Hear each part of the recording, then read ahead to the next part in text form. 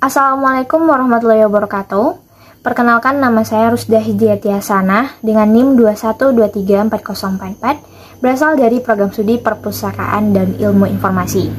Pada kesempatan kali ini saya akan menyampaikan materi terkait dengan aplikasi-aplikasi apa saja yang digunakan dalam pengembangan sistem otomasi perpustakaan.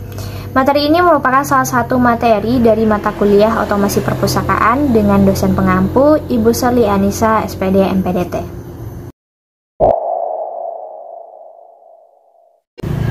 Sistem otomasi perpustakaan memiliki dua jenis software atau perangkat lunak. Yang pertama ada software yang berlisensi berbayar dan software yang berlisensi terbuka atau open source. Software yang berlisensi berbayar merupakan perangkat lunak yang memiliki hak cipta dan memiliki batasan terhadap penggunaan, distribusi, dan modifikasi yang diberlakukan oleh penerbit, vendor, atau pengembangnya. Hak milik perangkat lunak ini tidak memberikan penuh kode sumber kepada penggunanya, sehingga pengguna harus mengeluarkan biaya untuk mendapatkan itu. Sementara, software yang berlisensi terbuka atau open source merupakan software yang dapat digunakan, dimodifikasi, dan didistribusikan oleh penggunanya tanpa adanya biaya tambahan. Software berlisensi berbayar pertama yaitu ada eBay Advance. Jadi eBay Advance ini merupakan software perpustakaan yang bersifat komersial yang dapat digunakan untuk mengelola hampir semua jenis bahan pustaka secara terintegrasi. Software ini dikembangkan oleh tim TLSS. Aplikasi yang kedua yaitu NCI Bookman. Jadi software ini merupakan salah satu software otomasi perpustakaan yang bersifat komersial yang dilengkapi dengan web dan fasilitas administrasi web. Kelebihan dari aplikasi ini adalah teknologi barcode dan fasilitas opsional untuk mencari koleksi perpustakaan.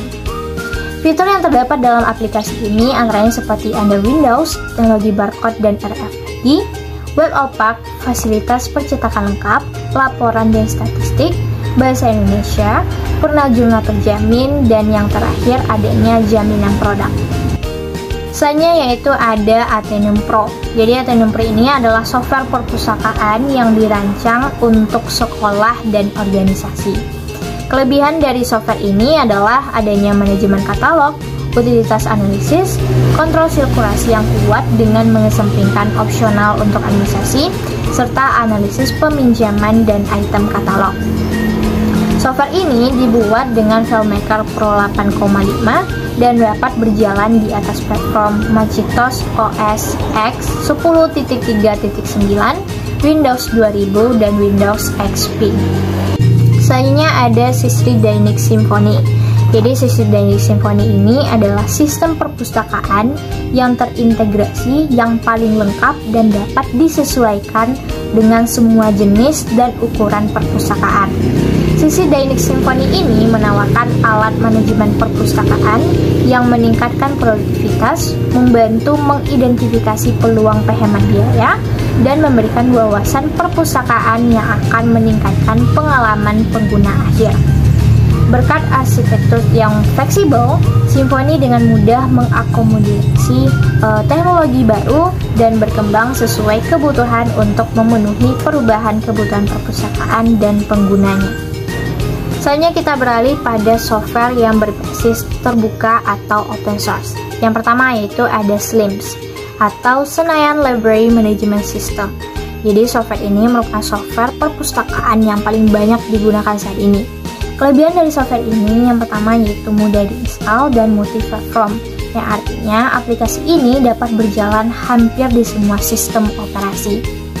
Pengembangan SLIMS pun dibuat sangat mudah dan dapat digunakan baik itu oleh perpustakaan kecil maupun perpustakaan besar. Beberapa fitur yang disediakan oleh software ini antaranya yang pertama yaitu ada opak, manajemen bibliografis database, sirkulasi koleksi, keanggotaan, stop taking, reporting, pembuatan barcode koleksi, konfigurasi sistem, multibahasa untuk user interference, dan masih banyak lagi. Selanjutnya yaitu ada InDesign. Jadi InDesign ini merupakan aplikasi manajemen perpustakaan yang dikeluarkan oleh Perpustakaan Nasional pada tahun 2011. Untuk pengembangannya sendiri sudah tersedia di website resmi Perpustakaan Nasional. Aplikasi InDesign ini sudah sangat lengkap dan mudah untuk dipelajari melalui dokumentasi InDesign. Perpustakaan yang menggunakan InDesign sebagai sistem informasi perpustakaannya biasanya berupa perpustakaan umum daerah ataupun perpustakaan yang berada pada naungan Perpustakaan Nasional. Yang ketiga ada Ganesha Digital Library atau GDL. Jadi GDL merupakan software perpustakaan digital yang dikembangkan oleh Knowledge Management Research Group atau KMRG, Institut Teknologi Bandung, dengan tujuan untuk memanfaatkan modal intelektual dari Sitifas Akademika ITB yang meliputi artikel, jurnal, tugas akhir, tesis, disertasi, hasil penelitian, expertise directory, dan lain sebagainya. Perangkat ini sering digunakan untuk digitalisasi koleksi lokal, yaitu proses pengalihan bentuk cetak koleksi lokal ke bentuk digital, sehingga nantinya dapat diakses melalui website. Yang kelima ada Atheneum Lite. Jadi Atheneum Lite ini merupakan software perpustakaan yang juga bersifat open source dan merupakan aplikasi yang full integrated. Kata Atheneum sendiri diambil dari bahasa Yunani yang artinya perpustakaan atau reading room. Software ini dikembangkan oleh Sumber Consulting New Zealand, dan untuk komunitas software ini di Indonesia itu bernama Atheneum Lite Indonesia atau KALI. Kemampuan yang dimiliki oleh software ini yaitu software ini mampu untuk mengelola data hingga 8 TB. Selainnya yaitu CDS atau Access versi Windows atau lebih dikenal dengan Winisis.